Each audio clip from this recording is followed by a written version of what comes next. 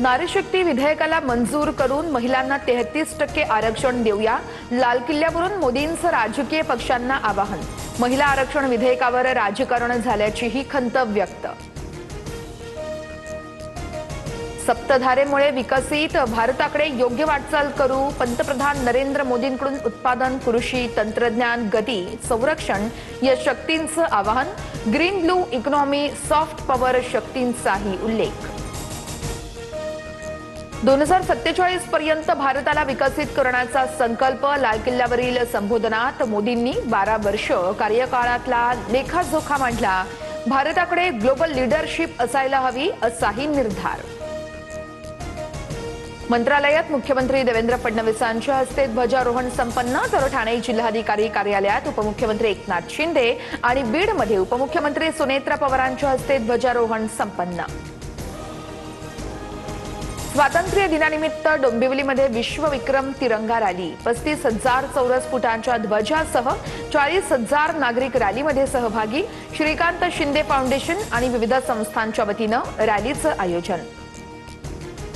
मी केलेला कॉक्रोच या टिप्पणीचा दुरुपयोग करण्यात आला, सरन्यायाधीश सूर्यकांत यांचं स्पष्टीकरण। जे बोललो नाही ते माझं वक्तव्य सांगत तरुणांना भ्रमित केलं गेलं, सूर्यकांत यांचं वक्तव्य। अभिजित दिपकेंची आजपासून स्कूल ठीक कर मोहीम। शाळांमध्ये सर्व सुविधा देण्याची मागणी, तर शाळांसंदर्भात सूचना आल्या तर स्वागतार्ह। दिपकेंच्या आंदोलनावरती शालेय शिक्षण मंत्री दादा भुसेंची प्रतिक्रिया।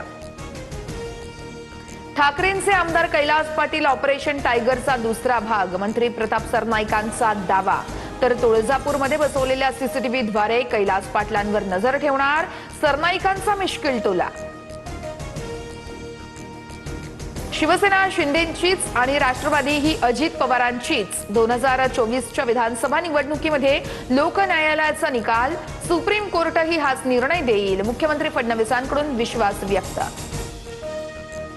तर शिवसेना ही उद्धव ठाकरेंचीच, शिंदेंनी वेगळा पक्ष स्थापन करायला पाहिजे होता, सुप्रिया सुळेंची प्रतिक्रिया। अदृश्य शक्तीचा वापर करून शरद पवारांकडून चुकीच्या पद्धतीने पक्ष काढून घेतला, सुळेंचा आरोप। घराणेशाहीच्या लाभार्थ्यांनी शहाणपण शिकवू नये, शिवसेना कोणाची हे जनतेच्या न्यायालयाने ठरवलंय, सुप्रिया सुळेंच्या वक्तव्यावरून ज्योती वाघमारेंची टीका।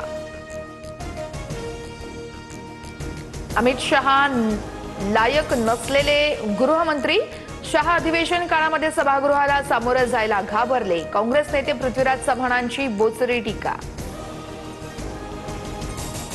आदित्य ठाकरे आज चाकण एमआयडीसी मध्ये पाहणी करणार, उद्योगांचं स्थलांतर थांबवण्यासाठी आदित्य ठाकरे उद्योजकांसोबत संवाद साधणार। आदित्य ठाकरेंची उद्योजकांसोबत बैठक, समस्यांची माहिती घेणार।